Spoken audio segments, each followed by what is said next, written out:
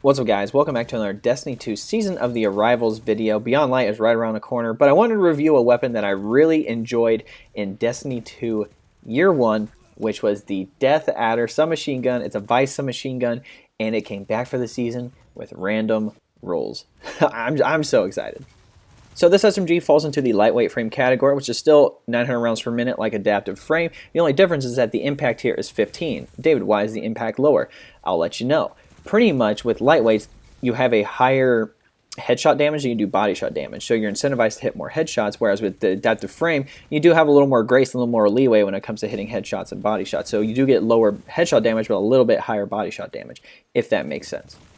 So the footage you're seeing on this, I pretty much have a god roll of this. It's so close to being a god roll. I'll go over the perks I have when it comes to PvP, because I didn't really get a good PvE roll, but I will be whipping out the perk pool right now. So let's go over PvE. First up, barrel-wise. Barrel-wise really isn't going to matter for PvE. It doesn't really matter, right? PvE, magazine-wise, I would say, obviously, appended mag is here, extended mag is here. Flared mag was pretty good. Again, I think you want to go with the bigger mag size, since this one's kind of small and it'll shoot extremely fast. Tactical mag would be okay as well. I would say appended mag, and then tactical mag, flared mag, well, and then extended mag. I say extended mag last because it does have a really slow reload speed, but I guess if you look at trait column number 1, you can always replace it with Feeding Frenzy or Auto-Loading Holster or something like Subsistence as well. I'm going to keep the three other ones out of here because they don't really matter. So Feeding Frenzy would be good, Auto-Loading Holster would be good, Subsistence would be good, especially if you have that extended mag. So at least you either get a pretty quick reload after a couple of kills. You can auto-load it by putting it away, and then you have Subsistence. Just keep getting kills, magazine keeps reloading, and then when you do have to reload, it'll just take a little bit longer. So again, there is a trade-off here. That's why I say appended mag, so you don't lose out on that reload. Let's look at trait column number 2. PvE-wise, there's really only 2 good ones here. Dragonfly and Disruption Break. Disruption Break is okay when you break the shield of a target, especially with this being an energy weapon. You break the shield, you're able to do more damage with your kinetic, and let's say your kinetic is something like, a shotgun. Your shotgun's going to do a good amount of damage there, right? And I would say that's just for single target damage. When it comes to something like crowd control, Dragonfly is great. The only problem here is Dragonfly going to be just as good as something like Swashbuckler or Rampage or Multi-Kill Clip, right? So I don't think this would be something that's super meta, but I do think you can come up with an interesting build when using Dragonfly, right? Especially when pairing Dragonfly with something like Feeding Frenzy. Like, you're going to get multiple kills with Dragonfly, especially with the Dragonfly mod, so you'll be able to reload very quickly regardless. You're going to have ×2 or ×3 stack on Feeding Frenzy by the time you're even done with the magazine. And then you could also pair it with something like Subsistence. You keep getting kills. Dragonfly gets more kills outside of that, so you're going to keep reloading this gun.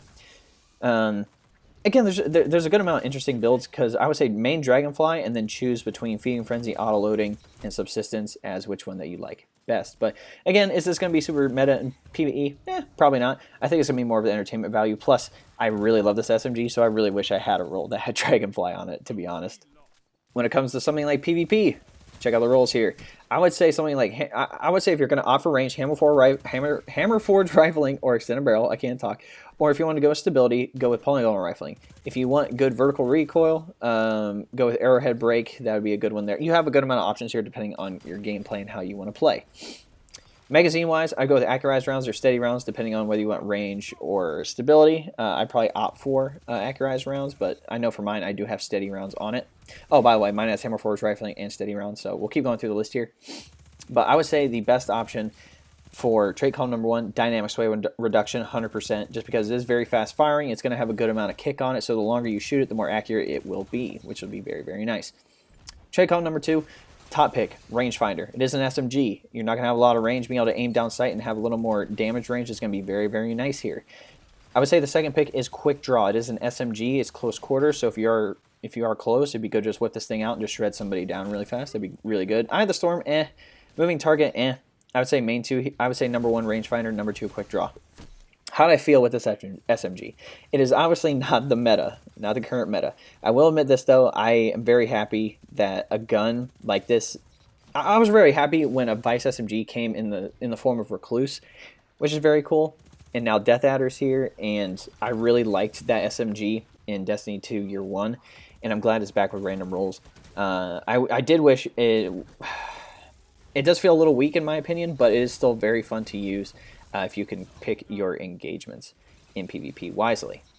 Overall rating for PvE, probably wouldn't use it compared to other weapons, but Dragonfly would be pretty entertaining, so if you have something fun you can do with that, definitely go for it. PvP, again, probably not highly recommended, especially if you're trying to stick with the meta stuff, but if you do end up getting a good roll like mine, because mine has Hammerforged Rifling, Steady Rounds, Dynamic Sway Reduction, and Rangefinder. So I get the stability with Steady Rounds and Dynamic Sway Reduction, range with Hammerforged Rifling and Rangefinder. It does come with a Handling Masterwork, unfortunately. I wish it was stability or range, but it's pretty close to what would be considered a PvP god roll, which makes me very, very happy. Highly recommend trying it out if you have a solid roll. Alright guys, looks like we're at the end of the video. Just wanted to cover 3 things with you. Number 1, about support. If you're looking for the #1 best way to support me, there's a link below that'll take you to a 4-minute video that I made a while ago. If you want to go watch that, that'd be awesome. If not, it's definitely not going to hurt my feelings. You can also subscribe to the channel, like this video, share this video, follow me on social media with the links below, and all that great jazz. Number 2, regarding social media, I have a Facebook page, Twitter, Instagram, Discord, and a few others. If you would like to keep up to date on Destiny 2 related content, be sure to use those links below to find me on those platforms. And number 3, going over the clan, if you're looking to join my clan, we have some spots open on all platforms. We're looking for active players and community members in the Destiny community. And typically we like to play casual PvE and PvP a majority of the time. I'm definitely all about that solo grind, but I'm willing to definitely play with people in the community, like definitely willing to do that. If you're looking to join, there's a link to the clan page on the Bungie.net site below, and all you have to do is request to join and I'll approve it. Hope you guys enjoyed the video. We'll catch you next time.